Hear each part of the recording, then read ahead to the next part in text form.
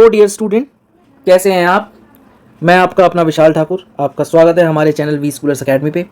और आज का जो हमारा टॉपिक होने वाला है वो है सिमेट्री एलिमेंट। एक छोटा सा पोर्शन है स्टीरियो केमिस्ट्री का, और ये हमारा लेक्चर 2 है स्टीरियो केमिस्ट्री पे। This is in continuation with the GATE 2025 series. तो चलिए बिना टाइम वेस्ट किए स्टार्ट करते हैं। तो सबसे पहले जान लेते हैं सिमेट्री एलिमेंट्स क्या होते हैं। A symmetry element is a geometrical entity such as a line, plane or a point with respect to which one or more symmetry operation may be carried out. Symmetry element और कुछ नहीं, एक geometrical entity है। हो सकता है वो line हो सकता है वो प्लेन हो सकता है वो पॉइंट हो, जिसके अराउंड में सिमेट्री ऑपरेशन करूंगा। अब आ जाते हैं, समझ लेते हैं सिमेट्री ऑपरेशंस क्या होते हैं। A symmetry operation is the movement of a molecule about the symmetry element in such a manner that the resulting configuration of the molecule is indistinguishable from the original molecule. Symmetry operation और कुछ नहीं है, movement of molecule है symmetry element के around, इस तरीके से कि आपका जो मॉलिक्यूल है रोटेट होने के बाद या रिफ्लेक्ट होने के बाद जो पहले मॉलिक्यूल था वैसा ही दिखे, यानी कि उन दोनों में कोई भी डिफरेंस ना हो। द मॉलिक्यूल में अज्यूम एन इक्विवेलेंट कन्फिगरेशन और एन आइडेंटिकल कन्फिगरेशन। बार बार सिमेट्री ऑपरेशन करने के बाद स्टार्टिंग में आपको इक्विवेलेंट कन्फिगरेशन मिलेगी और एंड में आपको आइडेंटिकल मतलब सेम ओरिजिनल मॉलिक्यूल ही मिल जाएगा। इसको एग्जांपल से समझेंगे हम बाद में।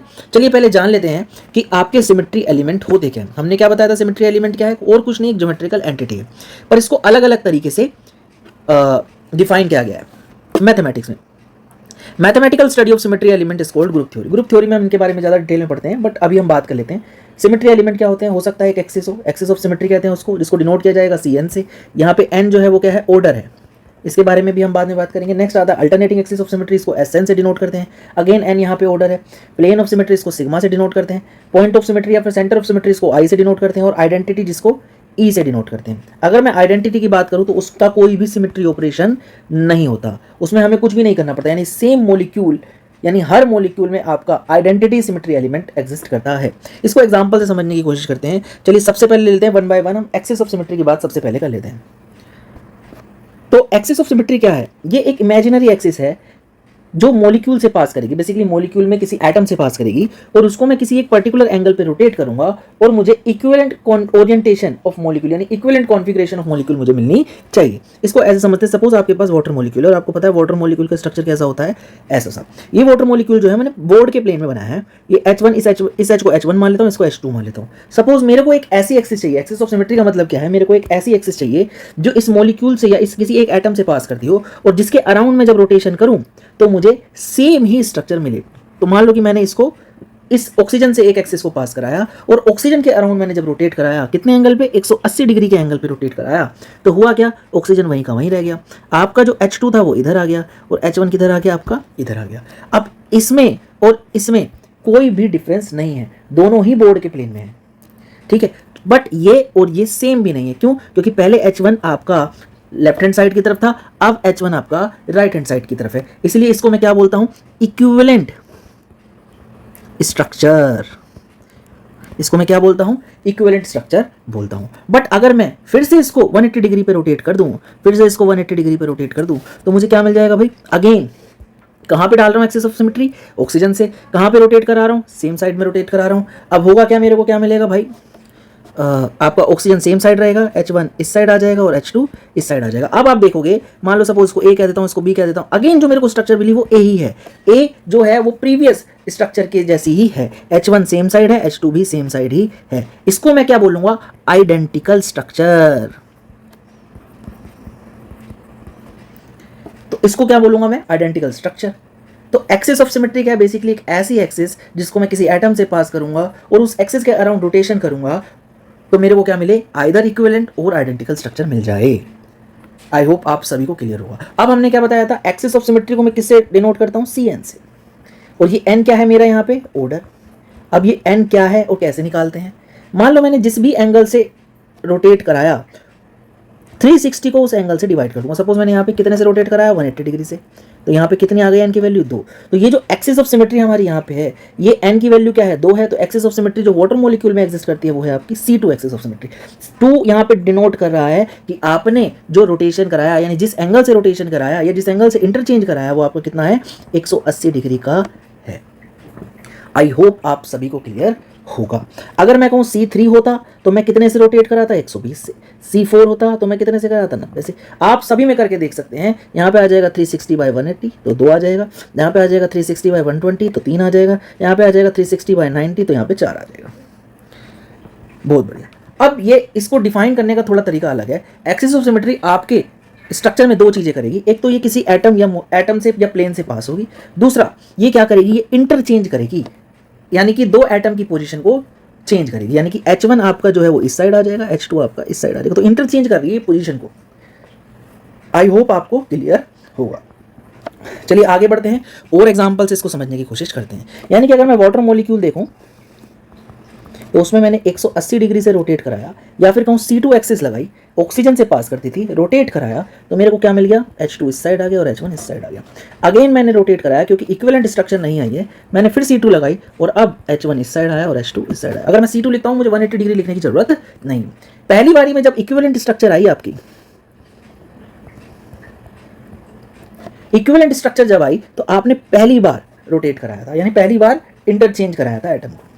अगेन आपने जब C2 एक्सिस लगाई तो इक्विवेलेंट स्ट्रक्चर में लगाया, तो उसको मैं कैसे लिखूंगा, C22। ये जो ऊपर मैं लिख रहा हूं इसको कहेंगे आप कितनी बार रोटेशन किया। नीचे वाला आपका ऑर्डर यानी एंगल को दर्शाएगा। आई होप आपको समझ में आ गया होगा। तो यानी कि वाटर मॉलिक्यूल में कितनी C2 हैं, वाटर मॉलिक्यूल में एक C2 है जो ऑक्सीजन से पास करती है और H1 और H2 को क्या करती है, इंटरचेंज करती है। तो ऐसा सा कुछ आपका आएगा। आई होप आप सभी को क्लियर होगा। क्या और मॉलिक्यूल्स में भी इस तरह की चीजें होती हैं? तो चलिए आइए आगे बात कर लेते हैं। सपोज आपके पास क्या है, NH3, इसको 1 मान लेता हूँ, इसको 2 मान लेता हूँ, इसको 3 एटम दे दिया मैंने, नाम दे दिया, बस हैं सारे हाइड्रोजन ही, बस नाम दे दिया। अब मैंने क्या किया, एक एक्सिस पास की, कहाँ से पास की भाई, एक्सिस नाइट्रोजन से पास की और इसको रोटेट कराया। रोटेट कितने से कराया जी, 120 डिग्री से।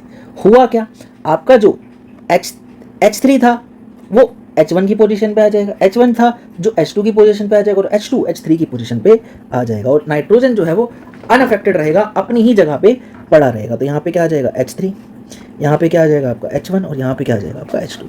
क्या दोबारा कर सकता हूँ, तो मैंने कितने डिग्री के एंगल से घुमाया, 120 से, तो एक्सिस ऑफ सिमेट्री क्या आई मेरी, C3। क्या और दोबारा घुमा सकता हूँ, क्या घुमा सकते हैं जी, फिर से नाइट्रोजन से ही पास कराया है मैंने, नाइट्रोजन से ही पास कराया है और इस बार क्या लगाया है, ये C31 पहली बार ऑपरेशन किया, ये C32 यहाँ दूसरी बार ऑपरेशन कर रहा हूँ। तो क्या होगा भाई आपका, अगेन नाइट्रोजन H2 यहाँ आ जाएगा, H3 यहाँ आ जाएगा और H1 यहाँ आ जाएगा। क्या दोबारा कर सकता हूँ क्या भाई, बिल्कुल। तीसरी बार ऑपरेशन करूँगा तो क्या होगा, यानी ऊपर वाला जो नंबर है वो क्या बता रहा है मुझे, नंबर ऑफ ऑपरेशन कितने हैं। तो H1 यहाँ आ जाएगा, फिर H2 यहाँ आ जाएगा और H3 यहाँ आ जाएगा। आई होप आप सभी को क्लियर होगा। तो यहाँ पे एक्सिस ऑफ सिमेट्री कौन सी पड़ी है हमारी अमोनिया में, C3 है। ठीक है, कितनी बार ऑपरेशन कर सकता हूँ अमोनिया में, 3 ऑपरेशन कर सकता हूँ मैं। ठीक है, नेमली C31, C32 एंड C33। बहुत बढ़िया बात है जी। इसके अलावा और क्या हो रहा है जी, अगर मैं देखूं तो जो एक्सिस है C3 एक्सिस वो नाइट्रोजन से पास हो रही है और आपका किस किस को इंटरचेंज कर रही है, H1 को H2 से, H2 को H3 से, ऐसे ही आपस में इंटरचेंज कर रही है। आई होप आप सभी को क्लियर होगा। कितनी C3 एक्सिस हैं जी, एक ही C3 एक्सिस पड़ी हुई है जो नाइट्रोजन से पास करती है। अच्छा, तो पहली जो स्ट्रक्चर आई वो भी है तो सेम सी, पर उसको इक्विवेलेंट बोलूंगा, आइडेंटिकल नहीं बोलूंगा। तो पहली इक्विवेलेंट है, दूसरी इक्विवेलेंट है, तीसरी और पहली अगर मैं देखूं जो इससे स्टार्ट किया था और तीसरी देखूं तो दोनों सेम है, तो लास्ट वाली क्या है आपकी, आइडेंटिकल स्ट्रक्चर। तो आई होप आप सभी को क्या होगा, क्लियर होगा। चलिए आगे मूव करते हैं आपका। अब एक्सिस ऑफ सिमेट्री, एक और एग्जांपल ले लेता हूं मैं। सपोज कि मैं क्या ले लेता हूं, XeF4। आपको पता है इसकी ज्योमेट्री कैसी होती है, XeF ये प्लेनर है, ये बोर्ड के प्लेन में है। एक लोन पेयर इस प्लेन के परपेंडिकुलर ऊपर है, एक लोन पेयर इस प्लेन के परपेंडिकुलर नीचे है। ये स्क्वायर प्लेनर ज्योमेट्री है। कैसी है जी, स्क्वायर प्लेनर। अगेन मैं इसमें 1 2 3 एंड 4 लिख देता हूं। तो अब देखो, इसमें मेरे को एक ऐसी एक्सिस ढूंढनी है जो कि किसी एटम से पास होती हो और जिसके पर्टिकुलर रोटेशन पे मेरे को सेम या इक्विवेलेंट कंपाउंड मिल जाए।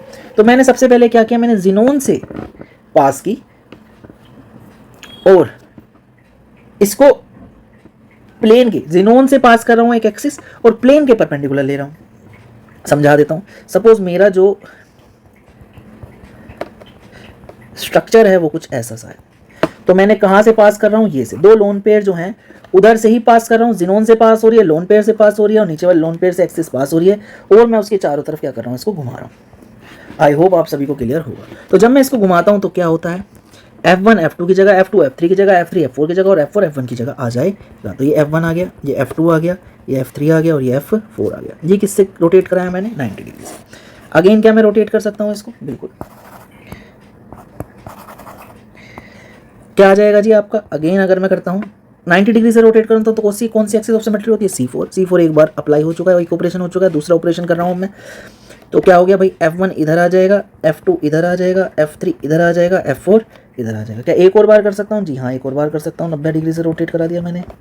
तो अब देखूंगा मैं तो क्या होगा भाई, अगेन F1 मेरा इधर आ जाएगा, F2 मेरा इधर आ जाएगा, F3 मेरा इधर आ जाएगा, F4 मेरा इधर आ जाएगा। क्या 90 डिग्री से दोबारा कर सकता हूँ, कर सकता हूँ जी।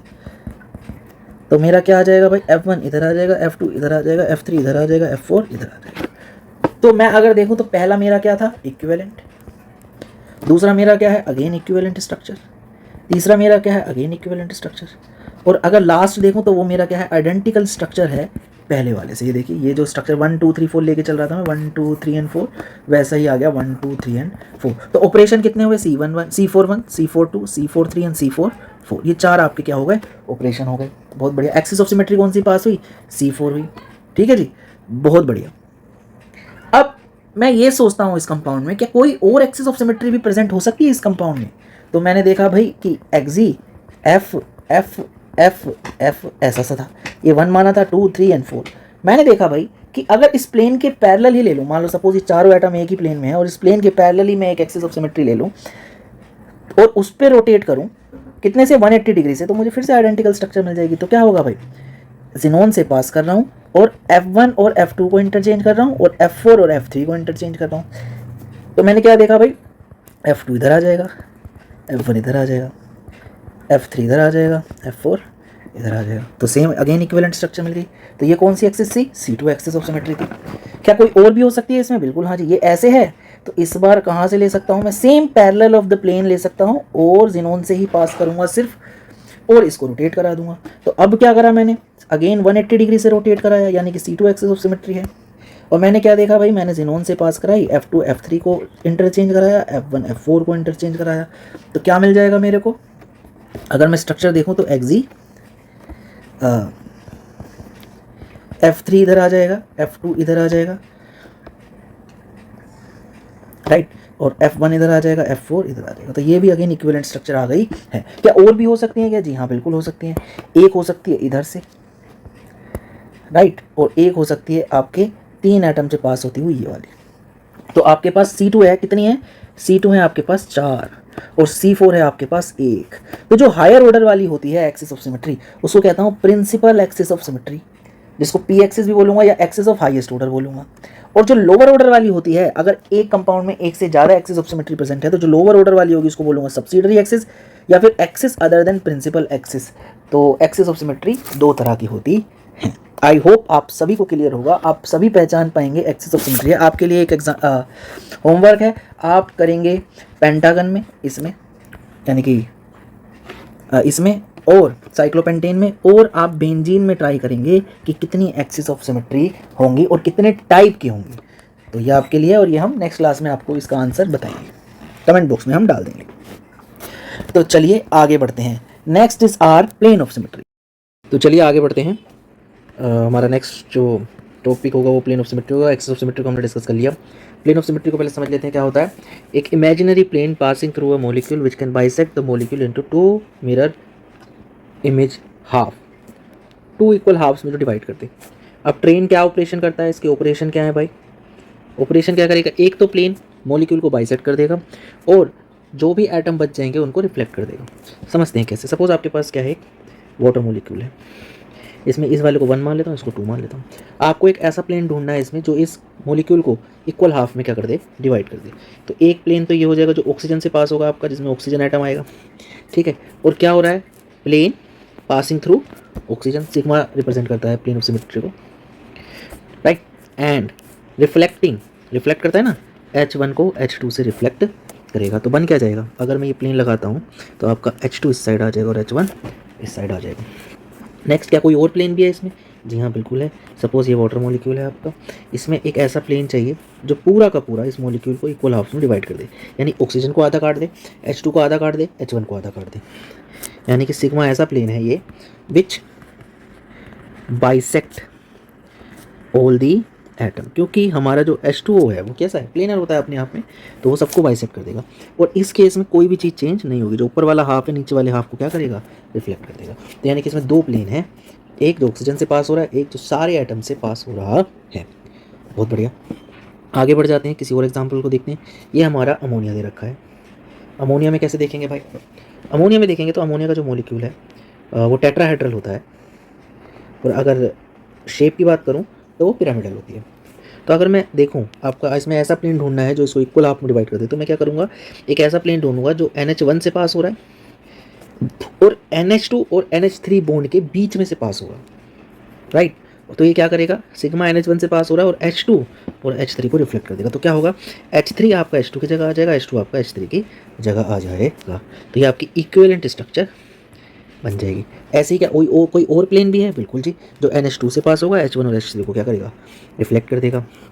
ऐसे ही क्या हो जाएगा भाई, NH3 से जो पास होता होगा और क्या करेगा, H1 और H2 को रिफ्लेक्ट कर देगा। तो इसमें 3 प्लेन ऑफ सिमेट्री है। NH3 में कितनी प्लेन ऑफ सिमेट्री है आपकी? 3 सिग्मा है। अगर मैं H2O में बात करूँ तो H2O में कितने सिग्मा है आपके? 2 सिग्मा है। बहुत बढ़िया। ऐसे ही एक और एग्जाम्पल ले लेते हैं, BF3। ये कम्प्लीटली प्लेनर होता है, इसकी हाइब्रिडाइजेशन sp2 होती है। बोरोन की इसमें हाइब्रिडाइजेशन जो होती है वो sp2 होती है। इसमें फ्लोरीन को 1 मान लेता हूँ, 2 मान लेता हूँ, 3 मान लेता हूँ। तो इसमें कितने टाइप के सिग्मा है, पहले देख लेते हैं भाई। सिग्मा ऐसा जो BF1 से पास होता है ऐसे, और क्या करेगा, F2 और F3 को रिफ्लेक्ट कर देगा, राइट। तो क्या बन जाएगा आपका BF1 F3 F2, राइट। और कोई सिग्मा है क्या? सिग्मा जो BF2 बॉन्ड से पास होता है और क्या करेगा, F1 और F3 को रिफ्लेक्ट करेगा। तो क्या बन जाएगा जी, BF2 अपनी जगह ही रहेगा, ये F3 और ये F1। ऐसे ही क्या होगा जी, आपका यहाँ से BF3 से पास होगा सिग्मा, और क्या करेगा जी, F1 और F2 को रिफ्लेक्ट कर देगा। तो क्या बन जाएगा, BF3 F2 और F1। और एक ऐसा प्लेन होगा विच बाइसेक्ट ऑल दी एटम्स, जो सारे के सारे एटम्स को क्या करेगा, बाइसेक्ट कर देगा, ऐसा सा कुछ, राइट। तो अगर मैं बात करूं BF3 की, तो BF3 में अगर आप एक्सिस ऑफ सिमेट्री देखोगे तो इसमें एक्सिस ऑफ सिमेट्री जो है, एक तो C3 है, फिर आप देखोगे 3 C2 हैं, 3 क्या हैं, C2 हैं, राइट। एंड अगर आप सिग्मा की बात करोगे तो सिग्मा कितने हैं, 4 हैं, जिसमें एक टाइप का सिग्मा है और 3 एक टाइप के सिग्मा है।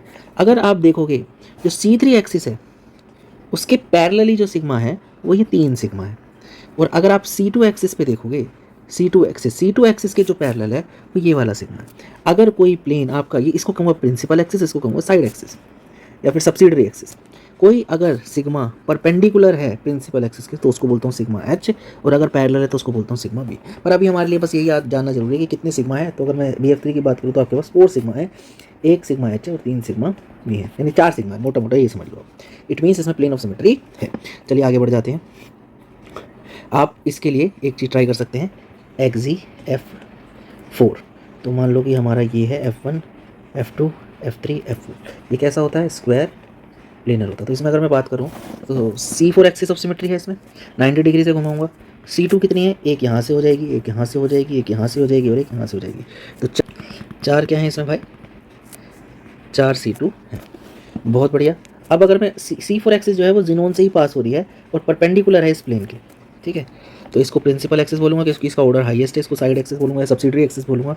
बहुत बढ़िया बात है। अगर मैं इसमें सिग्मा की बात करूँ तो सिग्मा कौन कौन से, एक सिग्मा ये है, एक सिग्मा ये है, एक सिग्मा ये है, एक सिग्मा ये है, और एक सिग्मा इसमें ऐसा है जो पूरा का पूरा क्या है, इस प्लेन के सारे एटम्स को बाइसेक्ट कर देगा। तो एक है इसमें सिग्मा H और 4 है इसमें सिग्मा V।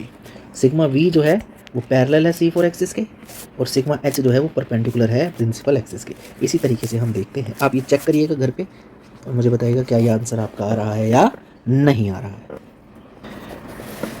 चलिए आगे बढ़ते हैं, एक और एग्जांपल ले लेते हैं। ये है आपका साइक्लोपेंटेन में कौन कौन सी एक्सिस ऑफ सिमेट्री है, पहले वो बात कर लेते हैं। एक एक्सिस ऑफ सिमेट्री यहाँ से पास होगी सेंटर से परपेंडिकुलर टू द प्लेन, उसको बोलूँगा C5।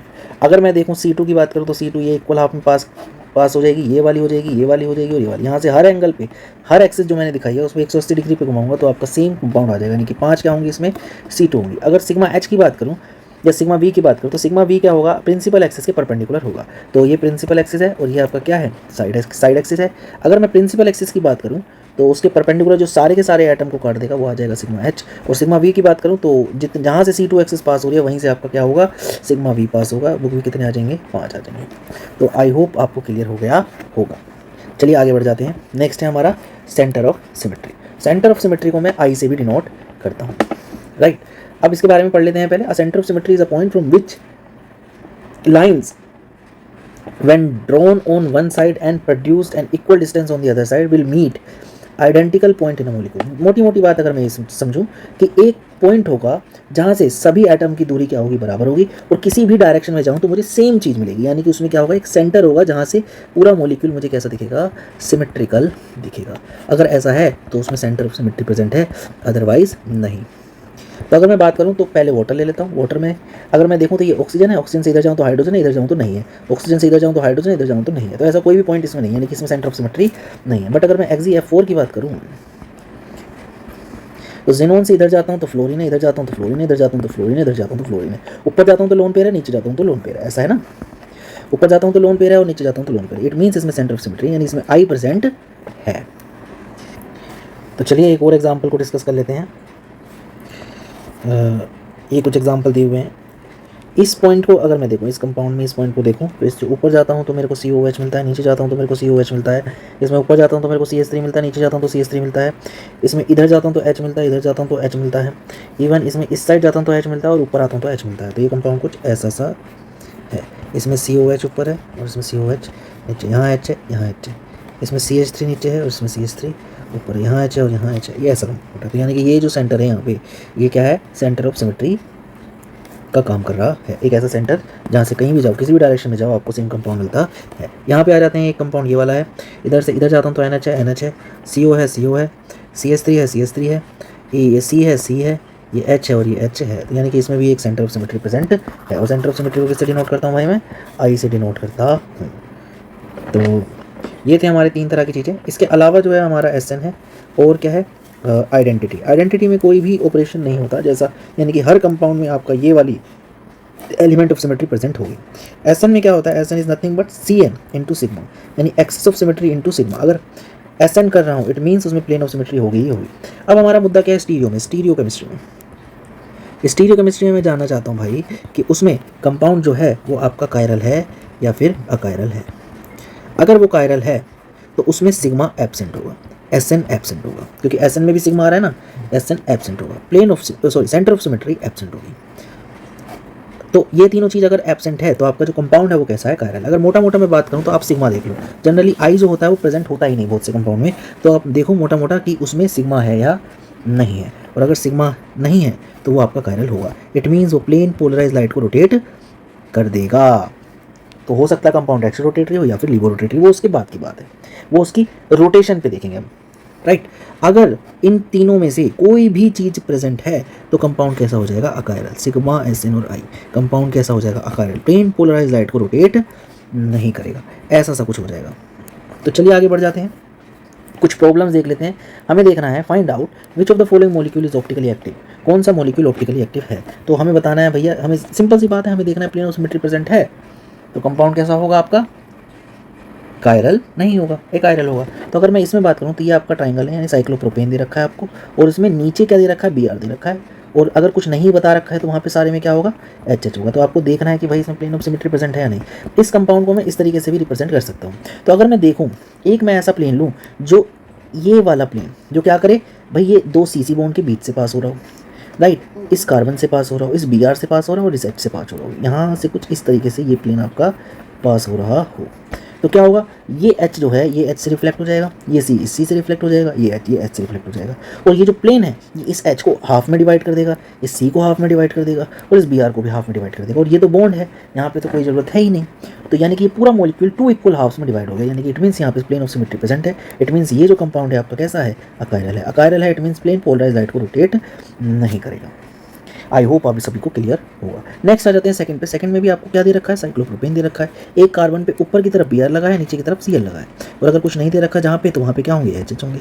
अब इसमें भी देखो भाई, इसमें भी अगर सिमिलर टाइप का प्लेन ले लूँ मैं ऐसे, जो क्या करे भाई, जो क्या करे, इस Br को हाफ में डिवाइड कर दे, इस C को हाफ में डिवाइड कर दे, इस Cl को हाफ में डिवाइड कर दे, और ये जो बॉन्ड है CC बॉन्ड, इससे बीच से पास हो जाए, तो क्या होगा भाई, ये H इस H से रिफ्लेक्ट हो जाएगा, ये H इस H से रिफ्लेक्ट हो जाएगा, ये C इस C से रिफ्लेक्ट हो जाएगा। इट मीन्स इसमें भी प्लेन ऑफ सिमेट्री प्रेजेंट है, यानी कि ये भी कैसा है, एक आयरन, और ये PPL को रोटेट नहीं करेगा। नेक्स्ट आ जाते हैं भाई आपका ये, इसमें क्या दे रखा है, एक फ्लोरीन ऊपर की तरफ दे रखा है, नीचे क्या होगा फिर आपका हाइड्रोजन, और दो फ्लोरीन नीचे की तरफ दे रखे हैं, ऊपर क्या होंगे, हाइड्रोजन। अगर मैं इसमें प्लेन लगाऊं, यहीं सेम इसी से लगा दूं, तो ये इस फ्लोरीन को आधा काट देगा, इस C को आधा काट देगा दो इक्वल हाफ्स में, और इस H को दो इक्वल हाफ्स में, इस CC बॉन्ड के बीच से निकल जाएगा, है ना।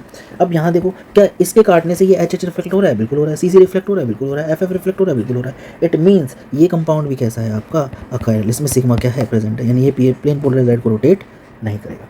नेक्स्ट आ जाते हैं भाई आपका आगे, ये कंपाउंड दे रखा है आपको, इसमें क्या है, सब्स्टिट्यूएंट अलग कर दिया उसने, Br ऊपर दे रखा है, एक F नीचे दे रखा है, एक Cl नीचे दे रखा है, H और H ऐसा सब कुछ दे रखा है। अगर मैं इसको यहाँ से पास करूँ, इस मॉलिक्यूल में, इस इधर से पास करूँ, इस बीच से पास करूँ, इस बीच से पास करूँ, तो ये क्या होगा भाई, जो प्लेन में आएंगे उनको तो पूरा आधा आधा क्या कर देगा, तोड़ देगा, उनको पूरा पूरा तोड़ देगा जी, आधा आधा, ये पूरा तोड़ देगा, इसको Br को, C को और H को पूरा आधा आधा काट देगा, तो ये अपने आप को ही क्या कर देंगे, रिफ्लेक्ट कर देंगे। बट अगर मैं यहाँ करूँ, H को तो कर देगा, पर ClF को नहीं कर पाएगा। इट मीन्स इसमें सिग्मा प्रेजेंट नहीं है। ये कंपाउंड कैसा हो जाएगा, कायरल हो जाएगा, यानी प्लेन पोलराइज्ड लाइट इससे रोटेट हो जाएगी, यानी ये कंपाउंड कैसा होगा, एक्टिव कंपाउंड होगा, स्टीरियोकेमिकल, यानी ये कंपाउंड कैसा होगा, स्टीरियोकेमिस्ट्री शो करेगा। आई होप आप सभी को ये क्या होगा, क्लियर होगा। चलिए आगे बढ़ जाते हैं भाई। नेक्स्ट आ जाते हैं, कुछ और कंपाउंड दे रखे हैं, आपको बताना है कौन सा कंपाउंड ऑप्टिकली एक्टिव है, कौन सा कंपाउंड ऑप्टिकली एक्टिव नहीं है। तो ये वाला दे रखा, आप या तो आप जैसे मैंने क्या रखा है वैसे बना के देख लो, नहीं तो आप खुद से भी कर सकते हो। तो आपको पहला दे रखा है ये साइक्लोप्रोपेन दे रखा है, इसको थोड़ा सा ऐसे बनाओगे तो आपको क्लियर समझ में आ जाएगा। Cl एक ऊपर दे रखा है, Cl एक नीचे दे रखा है, H दे रखा है, तो आप कहाँ से पास करोगे, एक यहीं से पास कर सकते थे आप, इस मॉलिक्यूल को जो इक्वल हाफ में डिवाइड करते हैं, ये एक प्लेन, पर यहाँ पे H आ रहा है, यहाँ पे Cl आ रहा है, यहाँ पे Cl आ रहा है, यहाँ पे H आ रहा है, यानी कि इसमें प्लेन ऑफ सिमेट्री नहीं है, यानी कि ये कैसा है भाई आपका, कायरल है, यानी ये कैसा होगा, ऑप्टिकली एक्टिव होगा। तो पहला कंपाउंड ये आपका क्या आ गया, ऑप्टिकली एक्टिव आ गया। अब अगर मैं देखूँ ये सेकंड कंपाउंड, इसमें यहाँ से प्लेन ऑफ सिमेट्री डालूँ कि ये Cl काट दे, C काट दे, इस C को काट दे, इस C पे दो HH है उनको भी आधा आधा काट दे, और जो इसके नीचे H है उसको भी आधा काट दे, ये तो पूरा प्लेन में ही आ जाएगा, और ये F भी नीचे, ये F भी नीचे, यानी कि ये पूरा इन दोनों को रिफ्लेक्ट कर देगा। इट मीन्स ये कैसा है, इसमें सिग्मा प्रेजेंट है, ये कायरल नहीं है, ये ऑप्टिकली एक्टिव नहीं है। क्यों, क्योंकि इसमें प्लेन ऑफ सिमेट्री प्रेजेंट है। नेक्स्ट आ जाते हैं भाई आपका साइक्लोप्रोपेन। अगेन एक CH3 ऊपर है, एक CH3 ऊपर है, एक CH3 नीचे है, ये H है, ये H है, ये H है। अगर इसमें मैं देखूं प्लेन ऑफ सिमेट्री, तो यहाँ से अगर मैं पास करूँ डायगनली, तो ये CH3 को रिफ्लेक्ट करने वाला उस साइड कोई भी नहीं है। इट मीन्स इसमें भी सिग्मा नहीं है। इसमें क्या है, ये कैसा होगा, कायरल होगा, ये ऑप्टिकली कैसा होगा, एक्टिव होगा। नेक्स्ट आ जाते हैं 4 में। अगर इसको मैं यहाँ से प्लेन को मैं इधर से पास करूँ, Br C और ये CC सिंगल बॉन्ड से पास हो, तो ये वाला कार्बन इस कार्बन को रिफ्लेक्ट कर देगा, ये वाला इसको कर देगा। इट मीन्स इसमें सिग्मा है, कायरल नहीं है, ऑप्टिकली एक्टिव नहीं है। नेक्स्ट आ जाते हैं भाई आपके पास ये, यहाँ से अगर मैं प्लेन को पास करूँ तो ये वाला कार्बन इसको रिफ्लेक्ट कर देगा, ये वाला इसको कर देगा, ये Br और Cl दोनों कट जाएंगे प्लेन में। इट मीन्स इसमें सिग्मा प्रेजेंट है, ये कायरल नहीं है, ये ऑप्टिकली एक्टिव नहीं है। इस प्लेन को अगर मैं यहाँ से पास करूँ तो ये Cl नीचे, ये Br ऊपर है। इट मीन्स इसमें सिग्मा नहीं है, ये कायरल है, ये ऑप्टिकली एक्टिव है। यहाँ से अगर मैं प्लेन पास करूँ तो Br और Cl वाली बात है, तो यानी इसमें प्लेन ऑफ सिमेट्री नहीं है, ये कायरल है, ये ऑप्टिकली एक्टिव है। आप आराम से भी करके देख सकते हैं घर पे सोच के। इस पे यहाँ से प्लेन पास करूँ तो ये Br को रिफ्लेक्ट कर देगा, ये Cl को, क्योंकि दोनों बिलो हैं, ये दोनों अबव हैं, और ये तो पूरा प्लेन में आ ही जाएगा, यानी Br कट जाएगा, C कट जाएगा और CC सिंगल बॉन्ड के बीच से आ जाएगा, यानी इसमें सिग्मा प्रेजेंट है, कायरल नहीं है, ऑप्टिकली एक्टिव नहीं है। तो ये थे हमारे सिमेट्री एलिमेंट्स। आई होप आप सभी को क्लियर होंगे, और अगर कोई चीज़ क्लियर नहीं है तो आप हमें हमारे कमेंट बॉक्स में बता सकते हैं। तो नेक्स्ट टॉपिक के लिए आप हमारे चैनल को लाइक एंड सब्सक्राइब कर सकते हैं, और हमें फॉलो भी कर सकते हैं इंस्टाग्राम पे V-Schoolers Academy से। तो नेक्स्ट वीडियो तक के लिए थैंक यू सो मच। आपका दिन मंगलमय हो।